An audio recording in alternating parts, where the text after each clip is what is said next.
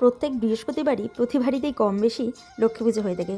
তবে জানো, আমাদের গ্রামে এই অগ্রহায়ণ পৌষ মাসে এক বিশেষ নিয়মে পুজো হয়ে থাকে লক্ষ্মী ঠাকুর আর গণেশ ঠাকুরের। লক্ষ্মী ঠাকুর তোলা বলে।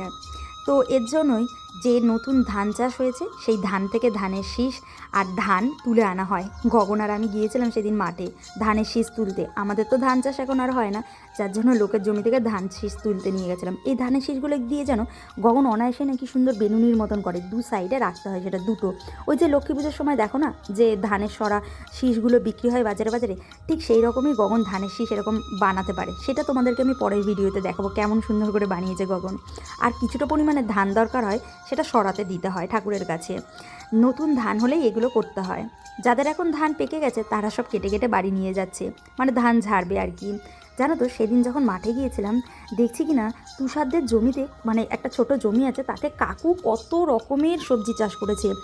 ওলকপি, বাঁধাকপি, ফুলকপি, বেগুন গাছ, টমেটো গাছ, পালং শাক, মূলো শাক, লঙ্কা গাছ, আচ্ছা পেঁয়াজ গাছ, কত রকমের গাছ লেগেছে, লাউ গাছ, কুমড়ো শাক।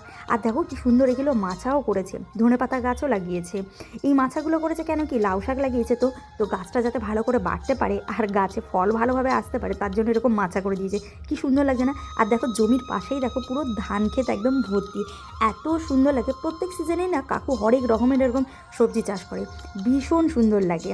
কলা গাছ আছে, কত কলা হয় ওদের গাছটাতে, আমার তো ভীষণ ভালো লাগে দেখতে। জানো তো, বিকালবেলায় যখন মাঠের দিকে গিয়েছিলাম, আর যখন সূর্য অস্ত যাচ্ছে এত সুন্দর লাগছে, চারিটা দিক তো পুরো ধান খেতে একদম ভরে গেছে। আর এখন না পুরো ধানগুলো তো পেকে পেকে গেছে, সোনালি রং হয়ে গেছে, দেখতে যেন আরও সুন্দর লাগছে। বিকেলবেলা যখন পাখিরা নিজেদের বাসায় যাচ্ছে তখন এক অপূর্ব সৌন্দর্য সৃষ্টি হয়। বকগুলো সব নিজেদের বাসায় ফিরছে। অনেকের ধান কাটা হয়ে গেছে, ধান কেটে এরকম রেখে দিয়ে গেছে, তারা পরে নিয়ে যাবে। তোমরা অবশ্যই জানিও যে তোমাদের কাদের